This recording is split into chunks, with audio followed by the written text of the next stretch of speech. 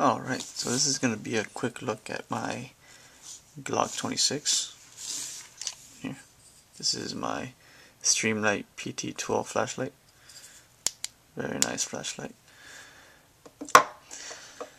I'm going to do a quick pros and cons of this gun. Let's do that first. Alright. So let's start with the cons. The thing I like least about the Glock 26, or any Glock for that matter, is the thick grips. For most people with normal hands, Glock grips are fine, but I have small hands, and so for me, getting a good grip, meaning the back of the gun to the web of your hand pointing towards your elbow, requires me to hold the gun this way. As you can see, my fingers barely go around the grip. I mean, I have to struggle to touch my middle finger with my thumb. Forget about, accessing the magazine release. So, yeah, this is an issue. And when the trigger is forward, you see my finger barely catches it. And it's, I can't even pull the safe action lever. So yeah, so I end up having to modify my grip this way, so I can have a better, hold of the gun, and my trigger finger can actually reach. So that's the main downside to this gun. The reason I still bought the Glock 26, I was between the Glock 26, the Springfield XD subcompact, and the M&P 9C. The reason I bought the Glock 26 is, for one, its size. It's the smallest of the three. Yes, the Glock is a thick gun. However, the XD and the M&P are both thicker at some points. So while the XD, tapers off at the top towards the frame, it's actually thicker than the Glock, which most people don't realize. Also, height-wise, you can't beat the Glock 26. There are guns like the CAR, PM9 and stuff like that, but I don't like those guns. It's just a personal thing with me. I think they're overpriced for what they are. And yeah, I'd rather have 10 rounds instead of I think it's 7 rounds that the CAR PM9 holds. So that's the main downside with this gun, the grip. I still got it because of the size. I actually like the look of the Glock. Most people don't. I really do. I like the simplicity of the Glock. In my opinion, you cannot beat the simplicity of the Glock. I love how easy it is to take down. I love how easy it is to actually detail strip the whole gun. I'm the type of person that likes cleaning my gun after each range trip. I also like detail stripping the whole gun and cleaning it completely after a few thousand rounds. That's just who I am. I like tinkering with things. So, but yeah, so the fact that this is very easy to not only field strip but detail strip is a huge plus for me. What else? Why else did I get this gun? I love the Tenefer finish. Everyone says, Tenefer, Mother Knight, it's different names for the same thing. I can tell you right now, the finish on Glocks is not the same as the M&P and the Springfield XDs or XDMs. This finish is much tougher, and you can tell, and I think it feels great. It's like very porous. I don't know if you can tell, but it's just a great finish. I recently got this Glock 26, which is why the slide is that grayish Tenefer finish. It's not the black shiny finish that Glock used to have.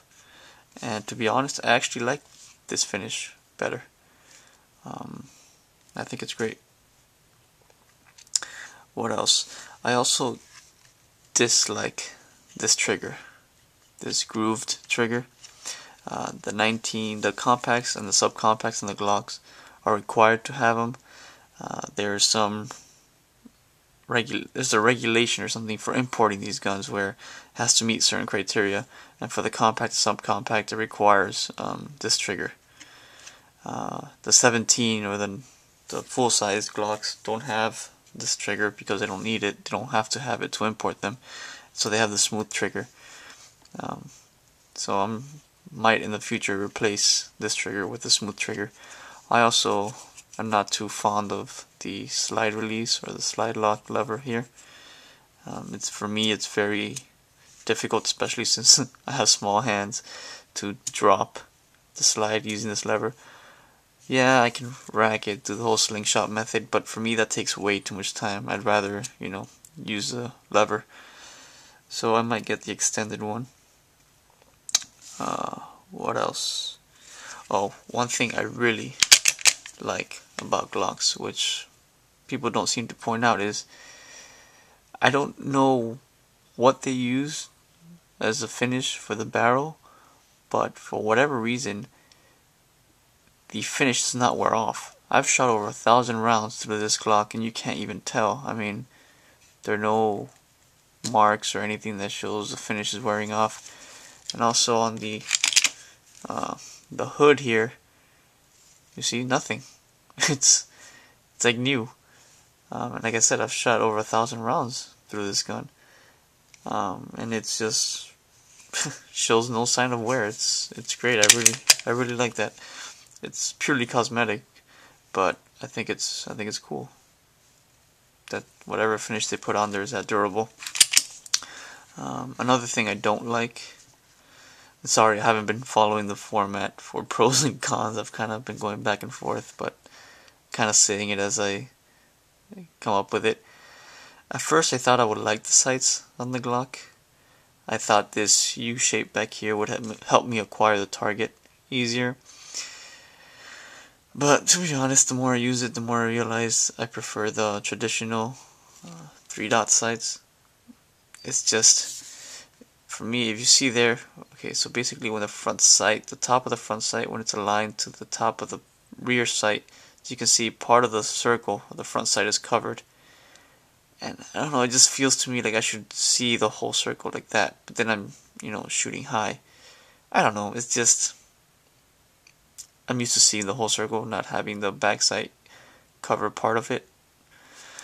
So it's kind of weird for me. I mean, yes, I can still use them. Yes, I can still shoot accurately with it, so it's not that big of a deal. But again, when you go into the realm of Glocks, XDs, M&Ps, all three are fantastic guns. So all you're left doing is nitpicking stupid little things like that.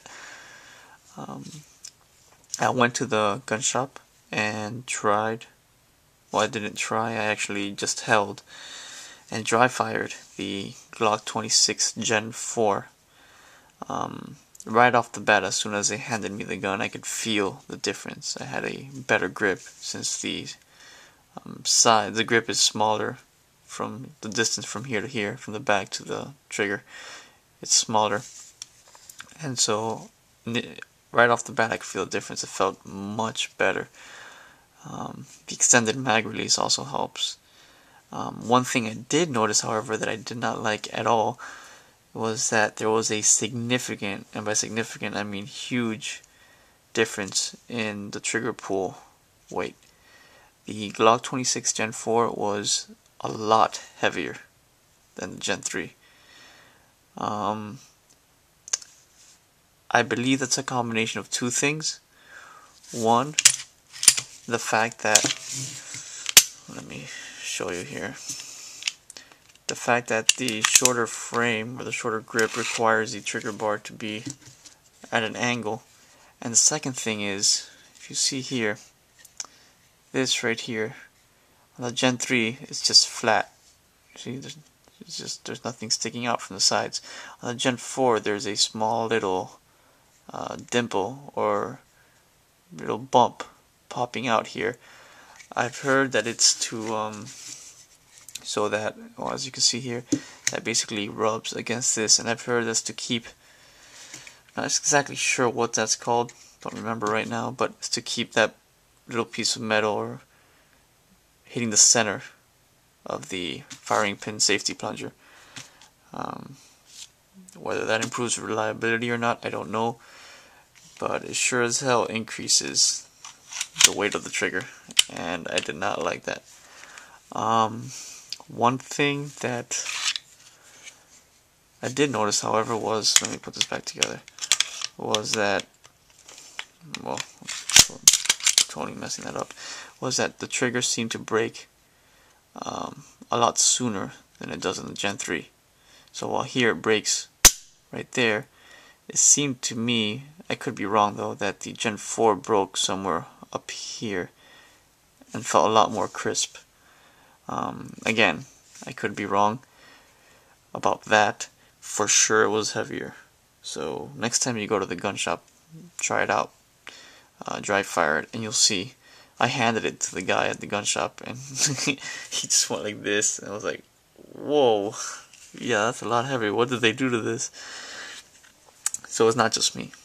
But yeah, overall, fantastic carry gun. For my hands, not the best. I picked it more for convenience. I'm more likely to carry this because I can conceal it better. The type of clothing I wear and with my body build, I need all the help I can get concealing a weapon, and so this is it. And to be honest, I like the look of the Glock, and I like the finish a lot. So yeah, I'm waiting on my GSSF membership to come in, and when that does, I will be buying the Glock 26 Gen 4 and kind of doing a short review or video on it as well after I shoot it. And if I like it better, then I'm gonna sell this one just because of that grip. So yeah, let's look at the Glock 26.